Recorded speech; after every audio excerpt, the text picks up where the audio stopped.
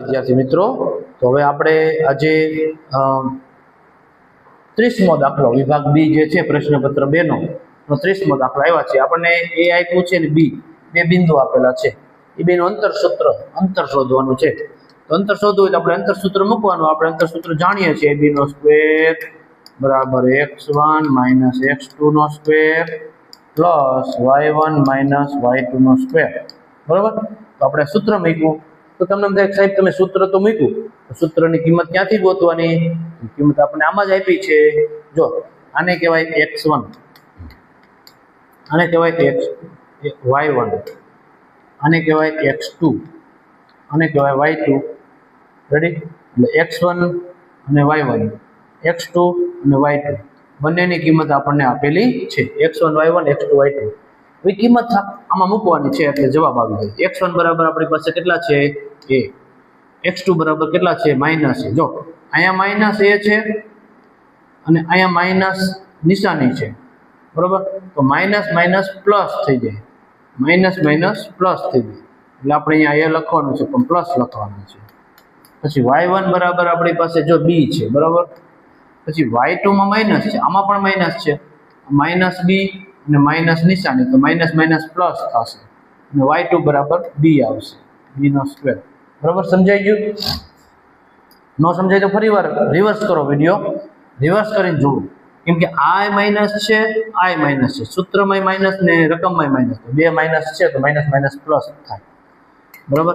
તો a ને a બે ની કિંમત થાય એટલે 2a થાય, 2a નો સ્ક્વેર આવે. b ને b એટલે 2b થાય, 2b નો સ્ક્વેર આવે. બરાબર?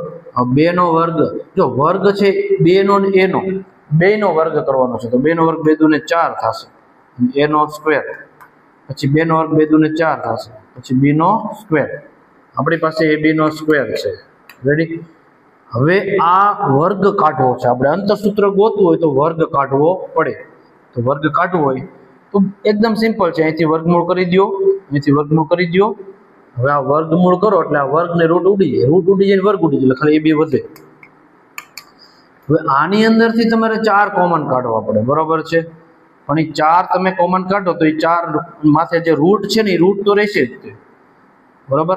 અને આમાં જો અંદર શું છે તો કે એમાં પણ રૂટ છે, a નો સ્ક્વેર પ્લસ b નો સ્ક્વેર એટલું વધે. આપણે 4 કોમન કાઢી લીધા, a સ્ક્વેર વધ્યો, b સ્ક્વેર વધ્યો. બરોબર? હવે 4 જે છે એ કોમન કાઢે પણ માથે રૂટ છે, રૂટ પણ કોમન આવે. 4 નું વર્ગમૂળ, રૂટ એટલે વર્ગમૂળ, તો 4 નું વર્ગમૂળ 2 થશે અને આનું વર્ગમૂળ a નો સ્ક્વેર પ્લસ b નો સ્ક્વેર. આટલી કિંમત આવશે. b બરાબર 2 a નો સ્ક્વેર અને b નો સ્ક્વેર. રેડી? તો આ આપણું અંતર સૂત્ર મૂકીને આપણે અંતર શોધ્યું. a બિંદુ અને b બિંદુ વચ્ચેનું અંતર 2 અને રૂટમાં a વર્ગ પ્લસ b વર્ગ મળે છે. ઓકે? હવે આમાં જો આમાં આપણને મધ્ય બિંદુ શોધવાનું કીધું છે.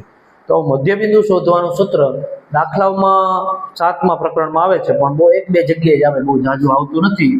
તો હવે આપણે જો આમાં a ની કિંમત અને b ની કિંમત બે બિંદુ આપ્યા છે. તો એ બેનું મધ્ય બિંદુ શોધવા માટે આપણે શું કરીશું? સૂત્ર મૂકીશું. ab નું મધ્ય બિંદુ. તો મધ્ય બિંદુનું જો આવું સૂત્ર આપણને આપેલું પાઠ્યપુસ્તકમાં, x1 + x2 / 2, પછી y1 + y2 / 2. આવું સૂત્ર આપણને પાઠ્યપુસ્તકની અંદર આપેલું છે. તો આમાં પણ એવું છે, x1 ને x2 ઉપરથી ગોતવાનું. આને કહેવાય x1, આને કહેવાય y1, આને કહેવાય x2, આને કહેવાય y2. x1 x2 y1 y2 આપણને મળી ગયા છે.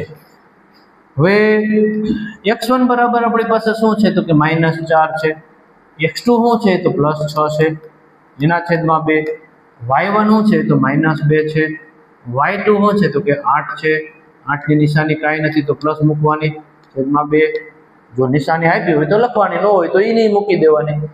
બરાબર ના બરાબર. હવે -4 છે ને +6 છે, તો -4 માંથી +6 જાય તો તમે જાણો છો કે 6 માંથી 4 જાય તો 2 વધે.